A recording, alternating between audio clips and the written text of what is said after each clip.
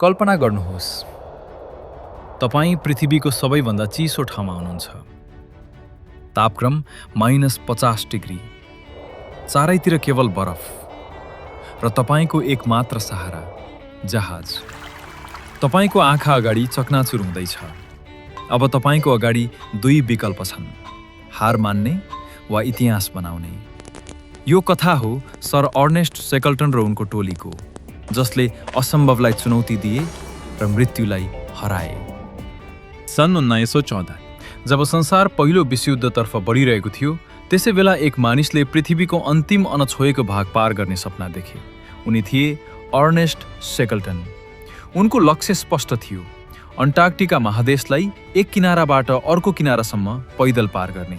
यो यात्रा करिब 2900 किलोमिटर लामो थियो र इतिहासमा कसैले यस्तो प्रयास गरेको थिएन। 4 नोभेम्बर 1914 एन्डोरेन्स नामक जहाज 28 जना क्रू सदस्यसहित यात्रा सुरु गर्छ। उनीहरूको मनमा एउटा मात्र कुरा थियो, हम हारेंगे नहीं। जब उनीहरू वेडेल सागर पुगे, प्रकृतिले आफ्नो असली रूप देखायो। समुद्र जमिसकेको थियो, बरफ यति बाक्लो थियो कि जहाज अघि बढ्न सकेन। एन्डोरेन्स अब समुद्रमा होइन, बरफको कैदी बनिसकेको थियो। दिनहरू हप्ता बने, हप्ता महिना बने।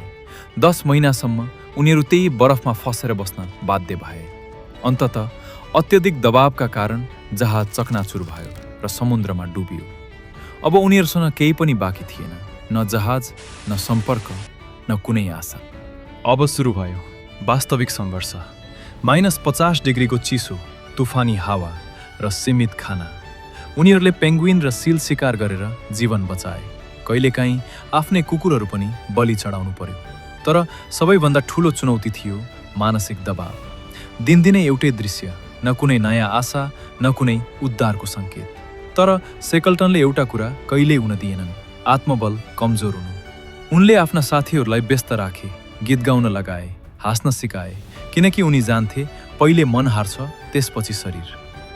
भाग 2 चाँडै आउँदैछ। कमेन्टमा आफ्नो विचार अवश्य लेख्नुहोस्।